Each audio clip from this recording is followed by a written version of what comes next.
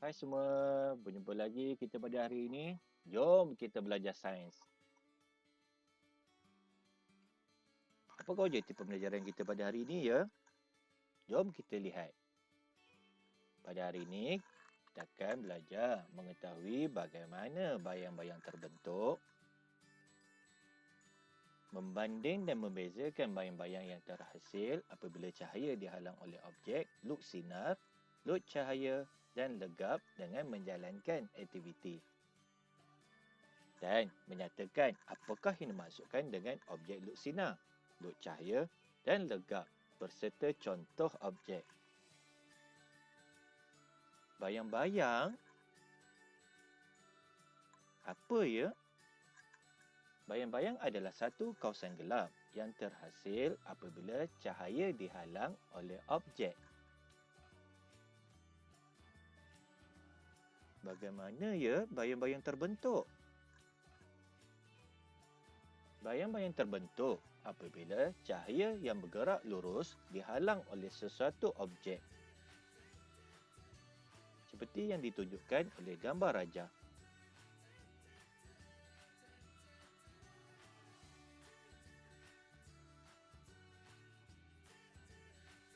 Kejelasan bayang-bayang objek. Bayang-bayang terbentuk apabila cahaya bergerak lurus dan dihalang oleh suatu objek. Kejelasan bayang-bayang yang terbentuk mungkin berbeza mengikut jenis objek yang menghalangnya, iaitu sama ada objek tersebut luk sinar, luk cahaya atau legap. Luk sinar, luk cahaya, legap. Apa tu cikgu? Mari kita uji. Okay. Tujuan pengujian kita, penyiasatan kita pada hari ini ialah menyiasat kejelasan bayang-bayang. Alatan dan bahan yang diperlukan adalah lampu suluh, plastik jernih, plastik berwarna, kad manila, pita pelekat, gunting, batang aiskrim dan kertas putih. Jom kita lihat langkah-langkah penyiasatan ini. Yang pertama, lukiskan bentuk kupu-kupu pada kad manila, plastik berwarna dan plastik jernih. Dekatkan batang aiskrim pada setiap kepingan yang telah digunting. Apa? Oh, boleh. Selain pada bentuk kupu-kupu, anda juga boleh membuat bentuk yang mungkin lebih mudah seperti bentuk bulatan. Jangan risau. Kemudian, langkah yang kedua, halakan cahaya lampu suluh ke arah kepingan kad manila berbentuk kupu-kupu. Perhatikan bayang-bayang yang terhasil. Ulang langkah 2 dengan menggunakan kepingan plastik berwarna dan plastik jernih berbentuk kupu-kupu. Dan keempat, perhatikan dan rekodkan kejelasan bayang-bayang yang terbentuk dalam jadual seperti di bawah. Anda perlu menulis nama objek tersebut dan nyatakan pemerhatian anda pada kejelasan bayang-bayang, sama ada jelas, tidak jelas ataupun tiada bayang-bayang.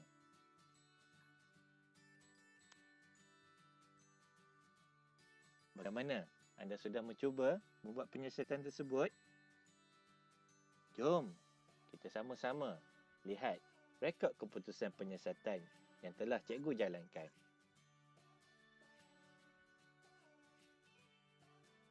Apabila cikgu menggunakan objek kad manila, kejelasan bayang-bayang adalah sangat jelas.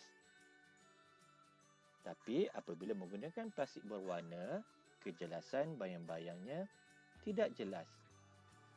Manakala apabila cikgu menggunakan objek plastik jernih, kejelasan bayang-bayangnya tiada. Adakah rekod keputusan penyiasatan kita sama?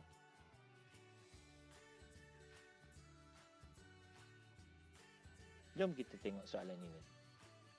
Berdasarkan keputusan penyiasatan yang cikgu tunjukkan, Objek yang manakah menghasilkan bayang-bayang yang jelas? Yang mana? Cuba tengok rekod keputusan penyiasatan. Kad manila, plastik berwarna atau plastik jernih? Ya, tepat sekali. Kad manila. Kejelasan bayang-bayang adalah sangat jelas apabila menggunakan objek kad manila. Berdasarkan aktiviti yang telah dijalankan, mari kita ikuti perbualan berikut. Cikgu, mengapakah berlaku perbezaan kejelasan bayang-bayang dalam penyiasatan tadi? Oh, plastik jernih ialah contoh objek lut sinar kerana objek tersebut membenarkan semua cahaya melaluinya. Manakala plastik berwarna ialah contoh objek lut cahaya kerana objek tersebut membenarkan sebahagian cahaya melaluinya. Manakala kad manila pula ialah contoh objek legap kerana objek tersebut tidak membenarkan cahaya melaluinya.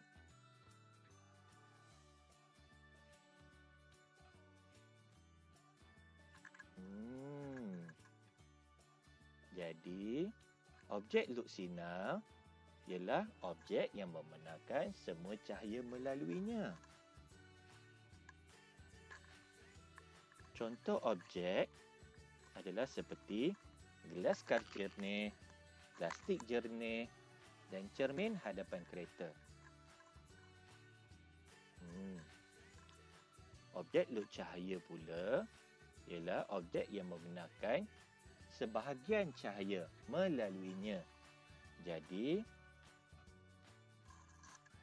objek yang kelihatan, bayang-bayang yang kelihatan adalah kurang jelas. Contoh objek, plastik berwarna, kertas surih dan tingkap kaca berkabut. Cikgu, tingkap kaca berkabut ni macam mana ya?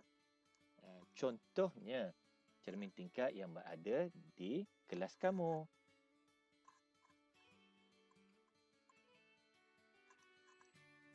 Legap. Objek legap ialah objek yang tidak membenarkan cahaya melaluinya. Jadi, bayang-bayang yang terbentuk adalah sangat jelas. Contoh objek legap adalah kayu, batu dan logam.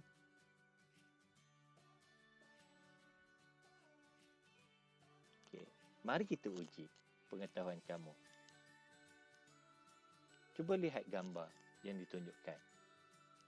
Seorang murid sedang memegang satu jenis objek dan kita boleh nampak dengan jelas muka murid tersebut. Jadi, objek ini membenarkan semua cahaya melaluinya. Jadi, apakah jenis objek yang ditunjukkan? Ya, dia memegang kaca jernih. Jadi, dia adalah bersifat lut sinar. Tahniah. Mari kita lihat yang kedua pula. Imej yang dapat dilihat adalah tidak jelas.